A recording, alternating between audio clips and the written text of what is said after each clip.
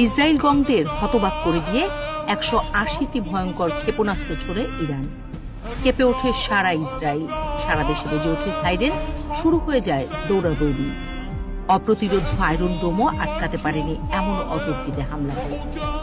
পরে দেখা যায় ইসরায়েলের ভূখণ্ড বিদীর্ণ করে যেন বিশ্রাম নিচ্ছে ইরানি মিসাইল। এ দৃশ্য দেখে তাণ্ডব বনে যায় বিশ্ববাসী।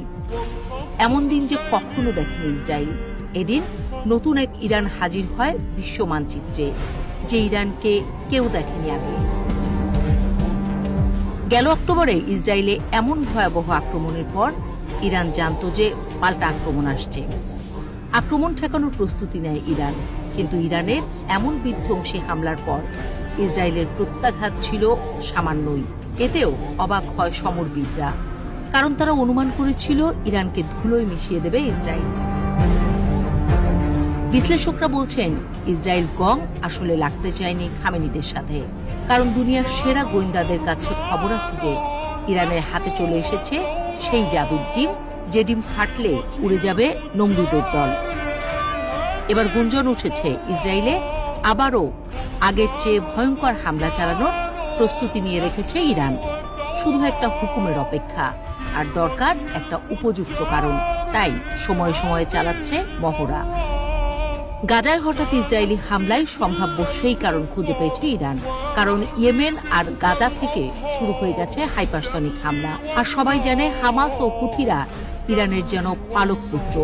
ইরানের কথার বাইরে এক পা নড়ে না তারাই আবার হাইপারসনিক ক্ষেপণাস্ত্র ছুটছে ইসরায়েলে, যেগুলো আবার ফাঁকি দিচ্ছে আয়রন ডোমকেও। আবারও বাজছে সাইরেন, আবারও সেই দৌড়াদৌড়ি। বিশ্লেষকরা বলছেন সেই সময় হয়তো এসে গেছে। শুক্রবার শোনা গেল খামেনির হুঙ্কার। বললেন যুক্তরাষ্ট্রকে জানতে হবে ইরানের বিরুদ্ধে হুমকির ভাষা কাজে আসবে না। তাদের ইরানি জাতির বিরুদ্ধে কোনো খারাপ কাজ করা থেকে বিরত থাকা উচিত, অন্যথায় তারা ভয়াবহ পরিণতি ভোগ করবে। যুক্তরাষ্ট্রকে ইরান ছাড়া এমন করে কে কবে বলেছে? এর চেয়ে স্পষ্টভাবে আর কিভাবে বোঝাবে ইরান? ইরানের সুউচ্চ পর্বত শ্রেণীর নিচে এক রহস্যময় জগৎ বানিয়ে রেখেছে ইরান। বলা হয় এসব স্থানে এত পরিমাণ অস্ত্রের মজুদ রেখেছে যে সেটা কেউ কল্পনাও করতে পারবে না। আন্তর্জাতিক পরমাণু শক্তি সংস্থা বলছে ইরান পারমাণবিক অস্ত্রের খুব কাছাকাছি।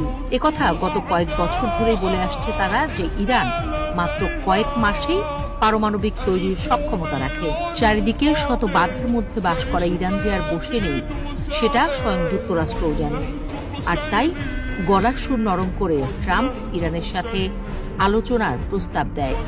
কিন্তু ইরান ট্রাম্পের মুখের উপর না করে দিয়ে বলে, আলোচনায় বসবো না, যা খুশি করো। তখন আর কারো বোঝার বাকি থাকে না কিছু। এদিকে রাশিয়া সরাসরি এসে দাঁড়িয়েছে ইরানের পাশে, বলেছে নিজেদের রক্ষার পুরো অধিকার আছে ইরানের। অর্থাৎ এখানেও ইঙ্গিত স্পষ্ট, চীন রাশিয়া এসে মহা সমারোহে মহড়া দিচ্ছে ইরানের সীমানায়। অর্থাৎ খেলা একেবারে জমে গেছে। বিশ্লেষকরা বলছেন খুব শীঘ্রই আবারও বাজতে যাচ্ছে বড্ড ভুতুড়ে সাইরেন।